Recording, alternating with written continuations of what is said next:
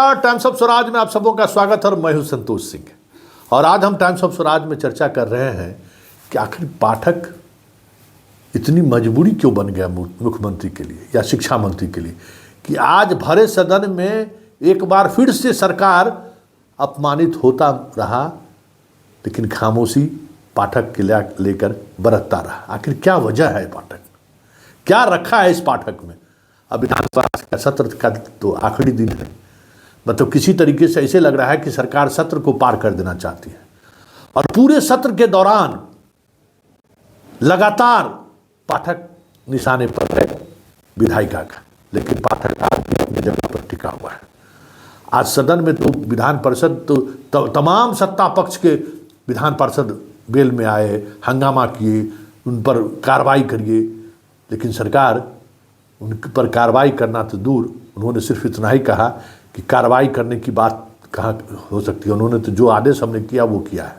तो जरा सुनिए आज विधान परिषद में क्या हुआ, कैसे हुआ और किस तरीके से हुआ। आदरणीय मुख्यमंत्री महोदय, सदन में आधिकारिक घोषणा किए जाने के बावजूद भी आज तक विद्यालयों की समय सारणी में परिवर्तन नहीं किया गया। परसों माननीय शिक्षा मंत्री के द्वारा ये कहे जाने पर, जो कि कुलपति उस मीटिंग में भाग नहीं लेंगे, बैठक भी स्थगित कर दी गई। अभी सूचना मिली है कुलपति का वेतन भी रोक दिया गया। ये तो मुझे लगता है सदन की अवमानना हो रही है। क्या सदन में हो रहा है और क्या पदाधिकारी कर रहे हैं, इस पर संज्ञान लिया जाना चाहिए सभापति महोदय।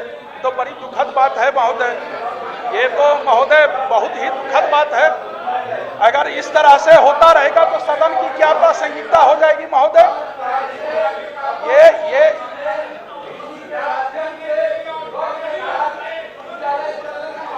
महोदय कौन बड़ा है ये तय करना चाहिए। कार्यपालिका बड़ी है कि विधायिका बड़ी है महोदय, ये बहुत ही गंभीर और खेदजनक है। कल तक ही सत्र का संचालन होना है। आज सत्र में कोई वक्तव्य आना चाहिए सरकार की तरफ से। महोदय सदन में बुलाया जाए ऐसे पदाधिकारी को। चलिए ये बहुत ही गंभीर बात है महोदय, बहुत ही गंभीर मुद्दा। माननीय मंत्री कल तक ही सत्र का संचालन होना है महोदय। माननीय मंत्री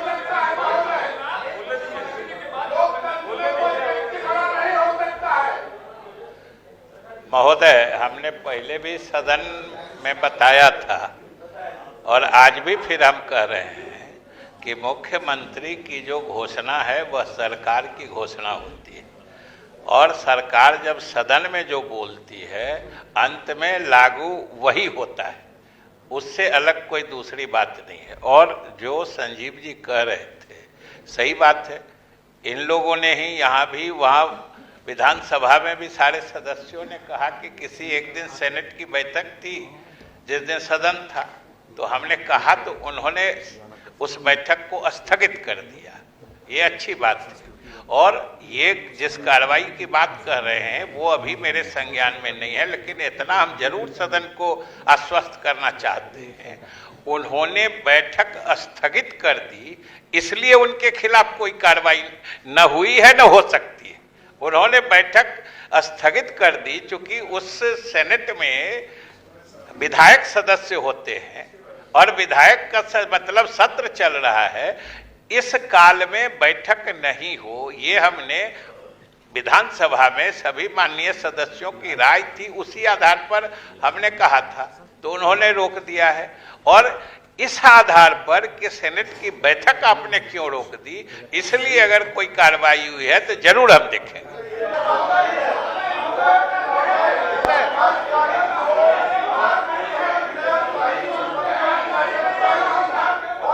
नहीं मानते हैं तो सरकार से प्रेस विज्ञप्ति आनी चाहिए।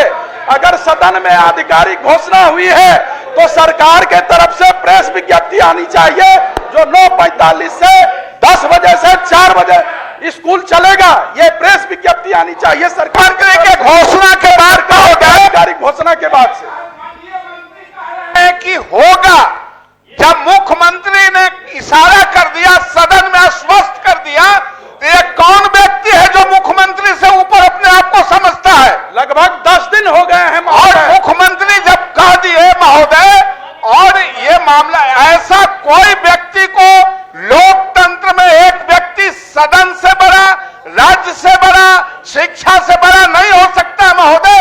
यह घोर अपमान है और यह अपमान लोकतंत्र में उचित नहीं है महोदय। महोदय, सरकार के तरफ से प्रेस विज्ञप्ति निकलनी चाहिए, सरकार की तरफ से। और महोदय, सरकार के तरफ से महोदय एक संदेश देना चाहिए। पदाधिकारी पर विशेषाधिकार हनन का मामला चलना चाहिए सभापति महोदय। महोदय, पूरे गजब हो गया, ये सदन से विरोध हो गया। और माननीय मंत्री तो सक्षम मंत्री है, माननीय मंत्री तो सक्षम मंत्री है, क्यों कट के बात करते हैं? महोदय, सरकार के तरफ से प्रेस विज्ञप्ति निकलनी चाहिए, सरकार के तरफ से प्रेस विज्ञप्ति निकाल के इसको स्पष्ट किया जाए।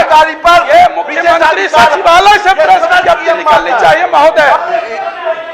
ये महोदय पूरे सदन का अपमान है, इस पर निश्चित रूप से संज्ञान सदन आसन को भी लेना चाहिए।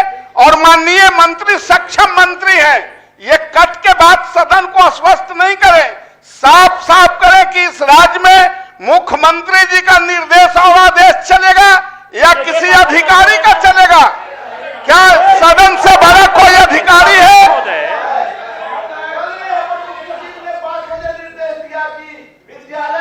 9 बजे से 5 बजे ही चलेगा। बार बार शिक्षा मंत्री और सभापति महोदय, मैं समझता हूं इस मामले में जब मुख्यमंत्री महोदय की आधिकारिक घोषणा सदन में हो गई है, शिक्षा मंत्री महोदय के द्वारा भी ये घोषणा हो गई है, तो मुख्यमंत्री सचिवालय के तरफ से या सरकार के तरफ से एक प्रेस विज्ञप्ति निकलनी चाहिए, जो कि 9:45 से ही विद्यालय का संचालन होगा 4 बजे तक। ये महोदय बहुत ही गंभीर बात है, इसको गंभीरता से लिया जाए। हम लोग आपका संरक्षण चाहते हैं। और शिक्षा महोदय ऐसे नहीं चलता है, सवाल शिक्षा का है। पूरे सदन की भावना से हम सब लोग अवगत हो चुके हैं और सरकार भी यहाँ उपस्थित है। निश्चित रूप से मैं चाहूँगा कि सरकार इसे सीरियसली इस पर विचार करे कि जो बातें हो रही है वो बहुत मैं समझता हूँ चिंताजनक है। मैं मुझे अब हो गया इस पर नहीं, ये कभी खत्म नहीं होगा। माननीय राजेंद्र जी प्लीज बैठ जाए। इसमें बहुत बात आ चुकी है, जितनी आनी चाहिए उससे ज्यादा आ चुकी है, कोई बात नहीं। और पूरा सदन ने इसको ग्रहण किया है, माननीय सरकार भी बैठी इसको ग्रहण किया, निश्चित रूप से इस पर कार्रवाई होगी। अब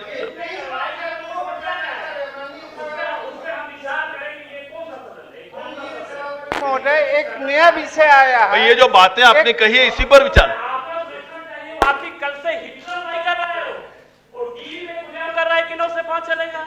माननीय मुख्यमंत्री जी ने कहा ये बातें आ चुकी है, ये बातें सुन लिया हम लोग। कार्रवाई करने में क्या समस्या है? ठीक है, कौन सा हिटलर है? चलिए ठीक। सभापति महोदय एक नया विषय आया है, वो नया विषय ये है कि कल कुलपति और विश्वविद्यालय पदाधिकारियों की बैठक थी। माननीय कुलपति और पदाधिकारी अपने प्रमुख इस राज्य के महामहिम राज्यपाल से अनुमति मांगा। सचिवालय ने कहा कि आपको मीटिंग अटेंड नहीं करना है।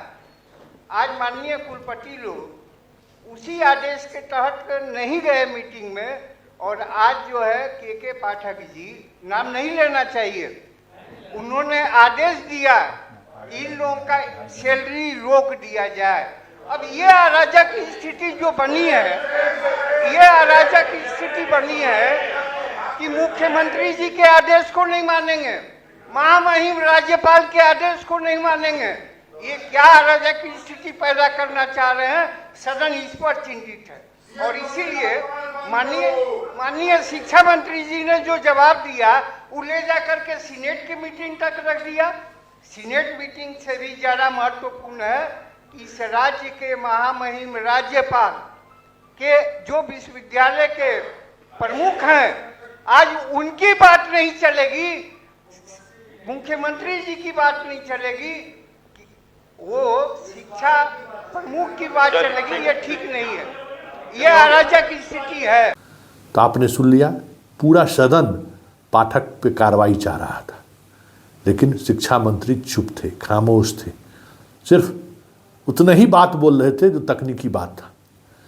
तो आखिर इसकी मजबूरी क्या है, जरा उस मजबूरी को समझिए। जितने विधान परिषद चिल्ला रहे थे वो कहीं न कहीं पाठक के उस निशाने पर है जिस निशाने को लेकर सरकार सहज है। चाहे वो संजय सिंह हो, चाहे नवल किशोर यादव हो, जो भी हो, सरकार एक अलग तरीके से चीज़ों को देख रही है। और उच्च शिक्षा में जो चीज़ें हो रही हैं उसको लेकर के, अब मान लीजिए कि यूटिलाइजेशन सर्टिफिकेट दीजिएगा ना, हजारों करोड़ का यूटिलाइजेशन सर्टिफिकेट, मतलब जो पैसा विश्वविद्यालय खर्च किया है उसका हिसाब नहीं दे रहा है। तो कोई मुख्यमंत्री ऐसे अधिकारी पर कैसे कार्रवाई कर सकता है? और जितने लोग हंगामा करने वाले लोग हैं, क्या वो इस सवाल का जवाब देने की स्थिति में है? जबकि ये वेतन रोकने की बात, कार्रवाई करने की बात भी सदन में हुई है।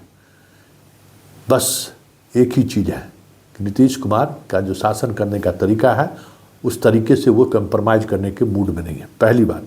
और दूसरी बात ये कि के पाठक के सहारे वो एक अलग तरीके की राजनीति साधना चाहते हैं, और वो राजनीति है गवर्नेंस का। क्योंकि दोनों तरफ से जिस तरीके से चीज़ें उच्च शिक्षा में हो रहा है, राजभवन में हो रहा है, और जिस तरीके से स्कूली शिक्षा में हो रहा है, उस तमाम परिदृश्य को सरकार इस नज़रिए से देखती है कि उन्हें वोट के दृष्टिकोण से जनता का पूरा साथ मिलेगा। देखिए, ये तो आने वाला वक्त बताएगा, क्योंकि राजनीति की तो खेती ही वोट होता है। लेकिन इतना तय है कि पाठक को लेकर जो विधान परिषद और विधानसभा में हुआ है, हमें नहीं लगता है कि लोकतंत्र के इतिहास में, मतलब भारतीय लोकतंत्र के इतिहास में, किसी पदाधिकारी के लिए इतने घंटे तक बहस हुई हो और रिजल्ट सिफर है, और वो आज भी अपने पद पर उसी मजबूती से बना हुआ है। ये पहली बार हमें लगता है कि ये चीज़ें देखने को मिला है। शायद ये इतिहास भी बन जाए।